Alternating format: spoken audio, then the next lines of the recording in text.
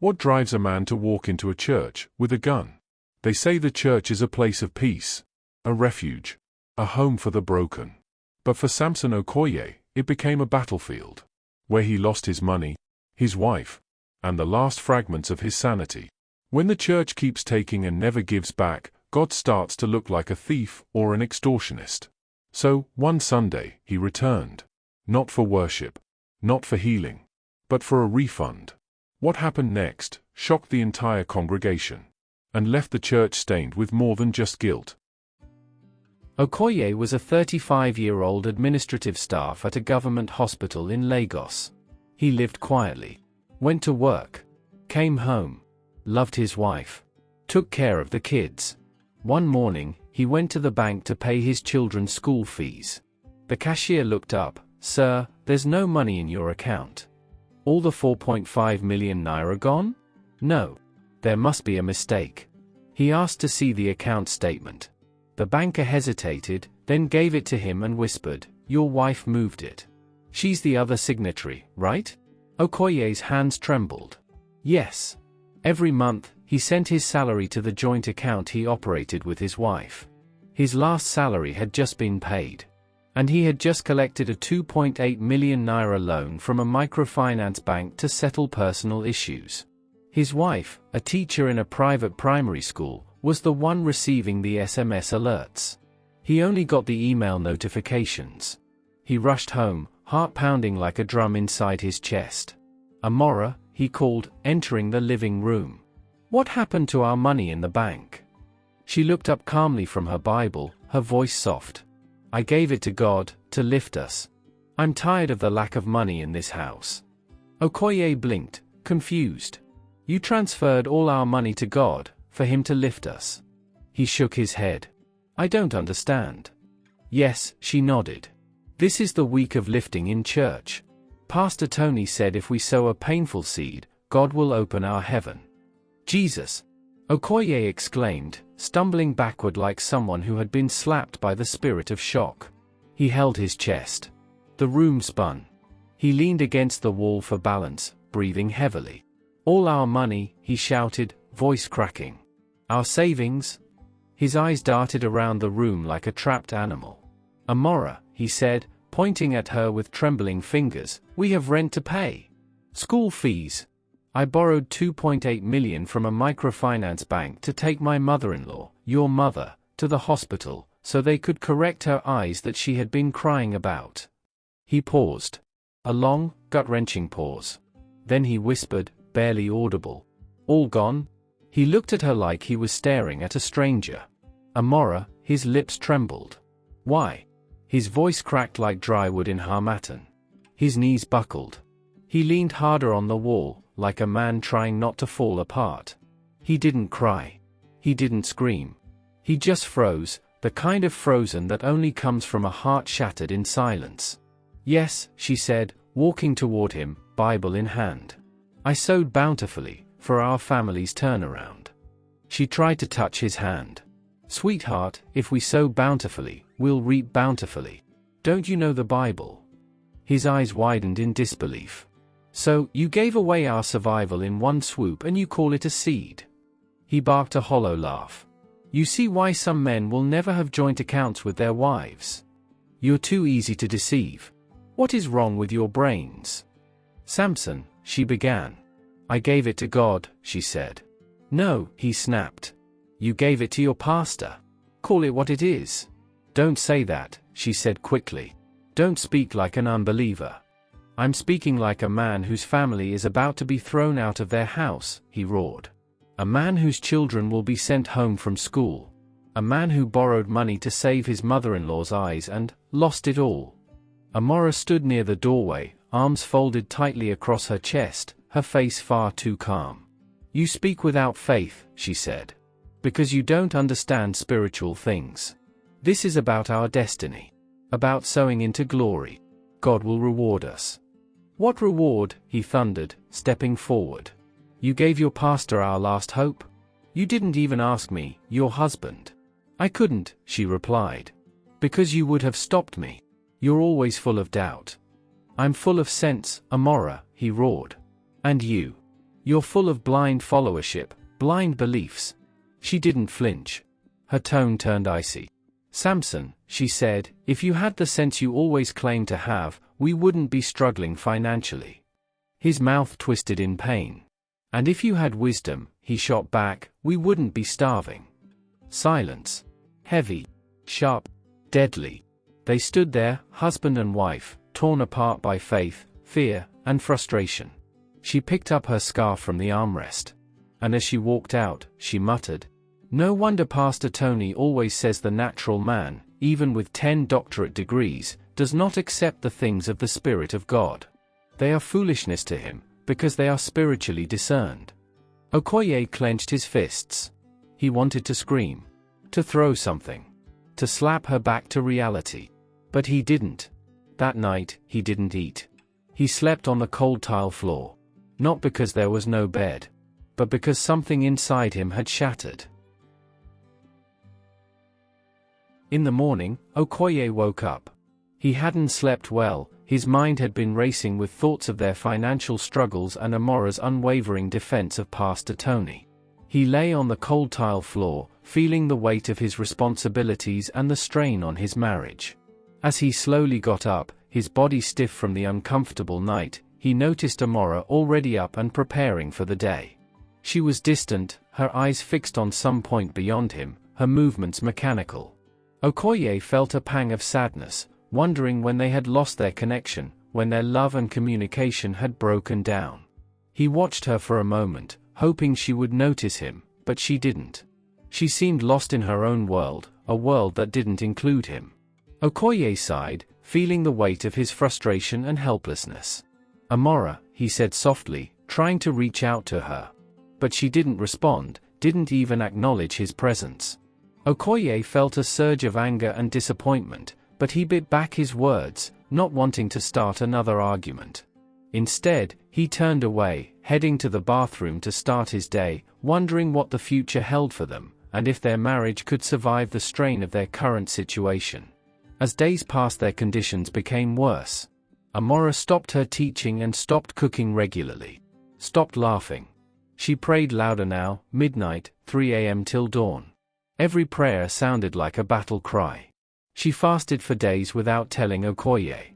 He found her one morning, collapsed on the living room floor, whispering, Lord, test me again. I'll give more. I'll give all. Okoye knelt beside her. Amora, this is not faith. This is madness. She opened her eyes slowly. You wouldn't understand. Later that week, she dressed up quietly, white lace blouse, wrapper, scarf. I need to go, she said. Where? To see Daddy. Who? Pastor Tony. I need confirmation. I need to be sure this sacrifice was enough. He watched her walk out. Something inside him broke. But he didn't know what it was. Not yet. She returned that night glowing, smiling like she had seen heaven. He said, I'm on the verge of a new dimension, she whispered, eyes shining. He laid hands on me. Said I'm going to be fire. Okoye nodded slowly, almost mechanically. Then he looked at her with tired eyes and asked, But are you still my wife? She didn't answer him directly. She looked past him, as if staring into some spiritual realm. The things of God are deeper than marriage, she said softly. My problem with you has always been your lack of understanding. You don't understand the things of the Spirit. That night, she didn't come to bed. She rolled out a mat in the parlor, facing the direction of the church, and slept on it, wrapped in her scarf, holding a Bible and a bottle of anointing oil like a child with a teddy bear. The next morning, she was still there, eyes closed, lips moving, whispering into a silent dawn. Weeks passed. Then months. But the miracle never came. There was no financial breakthrough, no divine turnaround, no open heaven. Only deeper lack, gnawing hunger, and a growing silence in the house that used to ring with laughter. The landlord had stopped being polite. He now banged on the gate with planks and stones, shouting threats that echoed through the street like a town crier announcing doom. Next week, I'm locking this house, he screamed one morning. I swear on my father's grave, you people will sleep outside. Okoye stood behind the curtain, not blinking. His children were on the floor behind him, silent. He held his breath, praying the man wouldn't notice someone was home. The neighbors had started whispering. Some laughed. Some pitied. But all stared. The shame grew like mold, quiet, dark, and spreading. The microfinance bank stopped sending reminders. They started sending threats. First, a printed letter with the word default stamped in red. Then phone calls from unknown numbers. Then a new number that called every hour. Then a final message, "You have 5 days." Okoye stopped answering. Stopped replying. Stopped hoping. The children had been sent home from school. Their uniforms still hung on the washing line, washed, sun-dried, but untouched. Even they had stopped asking, "Daddy, are we going to school today?" Chidera sat at home drawing on old exercise books. Ebuka cried often from hunger and frustration. There was no money for food. Some days, they drank soaked gari as dinner. Other days, they slept hungry. Okoye, once a proud and quiet man, had become a shadow of himself. He no longer shaved. His clothes hung loose. He walked like someone dragging grief behind him. At work, he avoided eye contact. At home, he hardly spoke without snapping. The house felt like a prison. There was no laughter. No peace. Just tension. He was always angry, always muttering under his breath. He nagged the children. He shouted at the walls. He slammed doors without reason. He had borrowed everywhere he could, office colleagues, friends from school, even a cousin he hadn't spoken to in years. He avoided lunch breaks at work to save face. His debt was a mountain, and his shame was heavier. Meanwhile, Amora remained distant. She was physically present, but her heart was far gone. She didn't talk much. She prayed loudly at night, quoting scriptures about faith and endurance. When Okoye asked how long they'd keep enduring, she would say, "Until God answers." But each day, the silence between them grew louder. The house reeked of despair. The children tiptoed, afraid to upset their father. Amora moved about like a ghost, present, but detached. She often spent long hours in church, leaving Okoye to care for the kids alone. He began to resent her more with each passing day. What was once a home had turned into a battlefield. Not of fists or fire, but of silence, suffering, and broken trust. And all the while, heaven remained quiet. Okoye moved through life like a man balancing on a cracking plank. Everything under his feet was shifting: no money, unpaid rent, children home from school, and a wife whose heart now belonged to the church. Amora had changed. She was no longer fully present. Her eyes were distant, her faith blinding. She began to spend more time at church, attending all-night vigils and long fasting programs. When he raised concerns about the children's school fees or the growing debt, she responded with vague scriptures and talk of divine elevation. One Thursday, another strategy struck. Okoye was summoned to the Human Resources office at the hospital. He already knew. This wasn't a surprise, it was a slow train that had finally arrived. There had been queries, memos, and stern warnings. He had borrowed from colleagues and office cooperatives. Some repayments had bounced. HR had written repeatedly, urging him to clear the debts and stabilize his conduct. He ignored them, not out of arrogance, but out of helplessness. And now, the axe had fallen. "Your debts have embarrassed this institution," the HR head said. "We've given enough warnings. Management decided to terminate your appointment. Your entitlement will be processed in a month." He said nothing. Just took the letter and walked out. That evening, he returned home early.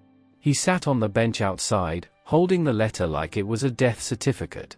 Amora came out, holding a bag of water. He looked up. "I lost my job." She paused. "Because of the debts?" He nodded slowly. She exhaled, then muttered, "Maybe God is clearing your path, removing the hindrances for you to get closer to Him for something greater." He stared at her in disbelief. "Amora," he said, "you gave away the money we needed to survive. You made me take loans I couldn't repay. And now you say this is God's plan." She walked past him into the house. That was the last conversation they had that week. In the following days, Okoye became a ghost of himself. He no longer bathed regularly. He would sit for hours on the veranda, staring blankly. The children tiptoed around him. Their food was now mostly dry Gary. The TV had been sold. His phone was gone. The atmosphere in the house was thick with silence and quiet tension. He no longer argued. He just existed. Amora, on the other hand, began sleeping in the children's room. She stayed away from home for longer stretches. She had a small bag always ready. She no longer engaged Okoye, except to say, "Please, don't infect me with your doubt." By the third week after his sack, he barely recognized her. She had become a different woman. Not cruel, just unreachable. Gone somewhere he couldn't follow. Then came the morning everything collapsed. It was a calm Wednesday. Okoye returned from a cleaning job. The house was silent. No footsteps. No Amora, nor the children. In the room, Amora's slippers, gone. Her favorite wrapper, gone. Her side of the wardrobe, empty. And on the table, a folded note, "I've moved to the church guest house. I need peace. This house is choking me spiritually. I choose to serve God without distractions. I took the kids to your sister's place." He called her phone. She didn't answer. Instead, she sent a note. "Please stop calling me. Read my note. I've moved into the church guest house. The work of God is calling and you are becoming a burden. Making heaven is more important than this life and all the money." Okoye read the message again. Then once more. And slowly, he hissed and deleted it. Not because he was done feeling. But because there was nothing left to feel. He didn't cry. Didn't shout. He just stood there, like a man watching his last hope walk away. Later that night, he dialed her number again. Once. Twice. 5 times. No answer. He tried to be strong. He cooked. Cleaned. Begged the school to let the children stay. Pleaded with the landlord for just one more week. He was drowning, silently. Every night, he told himself to hold on. But hunger doesn't listen to hope. And shame is a loud, unrelenting noise. So he did what he wouldn't have done ordinarily. He stepped out. Swallowed his pride. And went to the church. Pastor Tony had just finished laying hands on a line of weeping women when Okoye walked up to him. Cap in hand, voice trembling. "Sir, my wife gave you everything. Please, we have nothing left. Just something small, help me." Pastor Tony adjusted his flowing white agbada, smiled calmly, and pointed to the sky. "She gave it to God," he said, almost dismissively. Then turned toward his glittering black SUV. Talked to him for help. And just like that, he was gone. Okoye stood there, blinking under the harsh Lagos sun, holding his breath like it would keep his family alive. The next week, he came again. This time, Pastor Tony was stepping into a different SUV, sleeker, newer, shinier than last week's. "Please," Okoye said again, "Pastor. I beg you. Just a little help. The children haven't eaten. The landlord wants to throw us out." The pastor paused. His smile was thinner now, like a man tired of being disturbed. "You're speaking from bitterness," he said, adjusting his designer sunglasses. "Don't let Satan speak through you." And with that, he entered the SUV and shut the door, softly. Gently. Like nothing was burning behind him. Anthony O.B., now Pastor Tony, hadn't always been this way. He was once a philosophy graduate, broke, forgotten, and jobless for 4 years after NYSC. He had tried everything, teaching, selling books, even working night shifts at a security post. Nothing worked. Until one night, he said, God called him. He started ministry, not with a pulpit, but with a WhatsApp group. From 20 members to 100.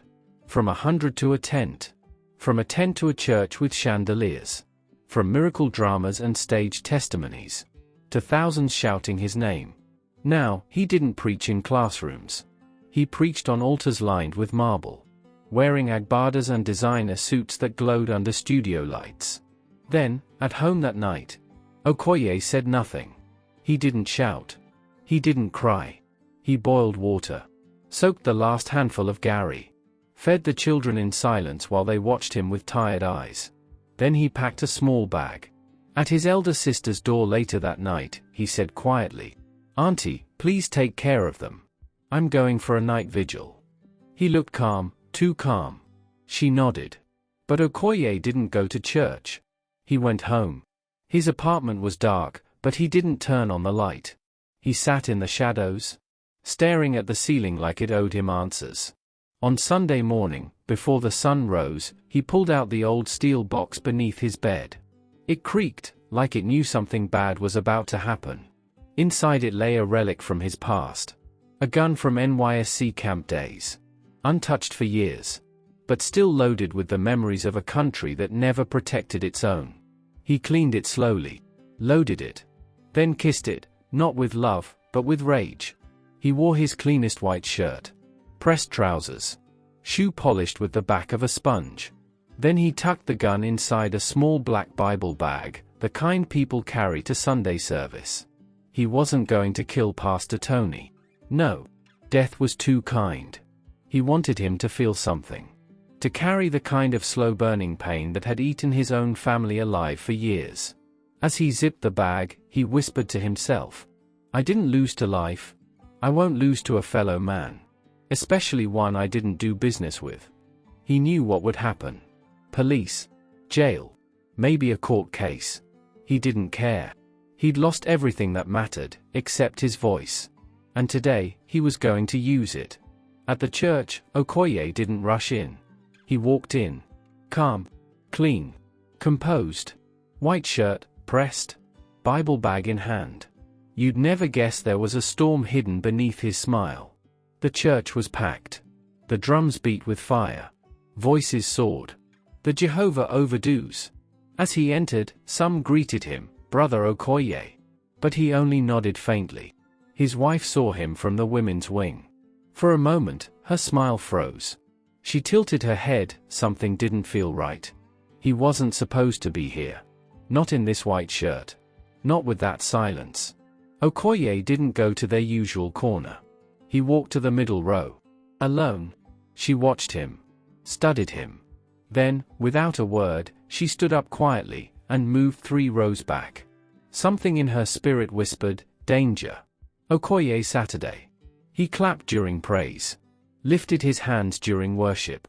He even smiled during testimonies. But inside, his chest was burning like firewood soaked in petrol. Pastor Tony climbed the altar, full of energy, his voice booming through the loudspeakers. "This is the week of lifting. Someone shout, 'I receive it.'" Okoye stood. He whispered to himself, "You will receive yours, now." And then, he walked to the front. "Pastor," he said, calm as ever, "I want to sow a seed." Pastor Tony's face lit up. He stretched his arms wide. "Yes, brother. Walk in faith to get your lifting." The congregation clapped. Ushers stepped aside. Okoye walked steadily to the altar. In his hand, a brown envelope. He dropped it at the pastor's feet. Then bowed. Like a humble giver. The pastor beamed. "May the Lord multiply you, my brother." But Okoye didn't smile. He looked him dead in the eye. "But you owe me." There was nervous laughter. Even Pastor Tony chuckled. "For what?" Okoye's voice dropped. "For my money. For my wife. For my peace. You took everything. I've come for a refund." Then, slowly, he unzipped his Bible bag. Pulled out a pistol. Screams. Gasps. Panic. Some fainted. Ushers ducked. People ran toward the exits. Pastor Tony raised his hands in the air. "Please, Brother Okoye, please." Bang. Left knee shattered. Bang. Right knee, gone. Bang. Left ankle. Bang. Right ankle. The man of God collapsed on the altar, bleeding, screaming, begging. Okoye stepped closer. "I didn't come to kill you," he said coldly. "Death is soft." He looked down at the pastor's twisted legs. "Now, you'll feel pain, the kind that doesn't let a man sleep. The kind I've been carrying, alone." Then, he dropped the gun at the altar. And turned. Walked out slowly. Hands in the air. Police rushed in, rifles drawn. He didn't resist. "I'm done," he said softly. And then he smiled. "I have collected the refund." Later, an usher, trembling, picked up the brown envelope Okoye had dropped. It wasn't money. It was a folded note. It read, "This is my demand notice. For my money, my wife, my life. But since God won't refund willingly, I had to collect it my way. Let this serve as a warning to criminals like Pastor Tony." Everyone watched with their mouths open. Thanks for watching. This is not just a story. It's a warning. And a lesson. Any pastor who takes your peace, your wife, your money, and leaves you empty is not a shepherd. Don't call madness faith. Don't destroy your home to build a church. No, God will ever ask you to do that. The problem wasn't just the pastor. It was a system that turned God into a business, and faith into an investment scam. Okoye broke.